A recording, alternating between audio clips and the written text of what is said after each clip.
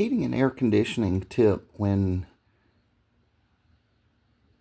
working with a split unit. A split unit namely would be where the air handler would be located either under the house, inside of the house, perhaps in a closet, or in the attic, and then the condenser would be located outside with two copper lines protruding from the wall to the condenser unit.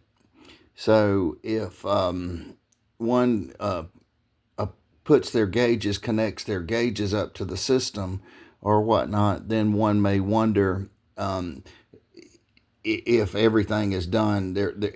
Things become formulaic after a while, so you learn to do what not to do, what not to do. But notwithstanding, if we have the heating and air gauges here, so the old manifold gauges, these come in handy, especially learning tricks of the trade with the heating and air conditioning industry.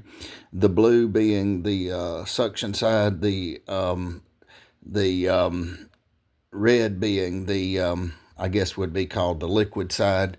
So I'm not sure if I'm wrong on that. Please feel free, the HVAC gurus, to add comments to the because there are guys that are very good at this stuff. I'm just a regular Joe myself. But notwithstanding, okay, if we flip it over, we get these formulas to calculate subheat and superheat and subcooling. Let me correct myself, get tongue twisted.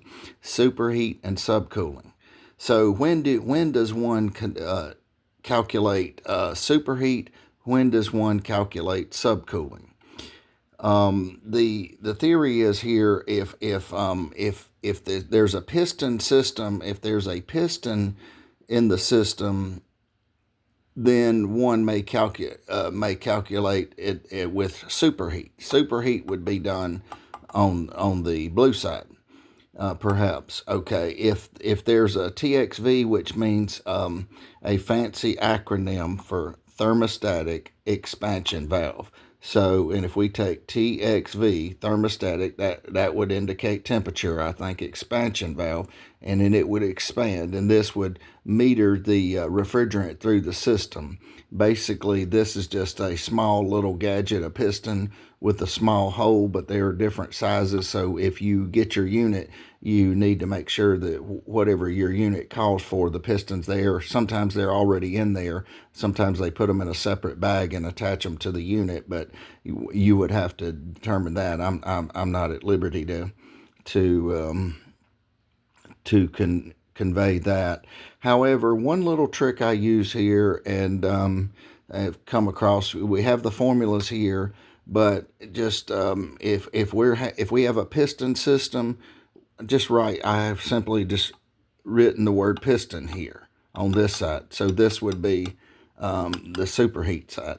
Okay, if we had a thermostatic expansion valve, then one would measure it with subcooling, so it would be over here. And simply all this is I've turned the gauges around the other way, and it's given me some surface area to write on. And these are just mnemonics so that I can actually remember what's going on and what's not going on.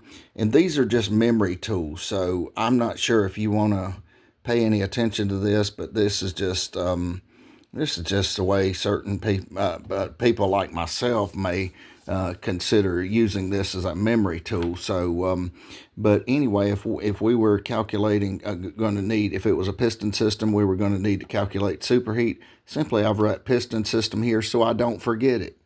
Simply, I've written thermostatic expansion valve on the red, so I simply don't forget it. So piston, TXV, just an HVAC tip. Thank you for watching, and hope you have a great day. And if you find any of these videos useful, helpful, tidbits of information that may save you time, effort, and in the industry, please feel free to like, share, and subscribe, and have a great day. Thank you.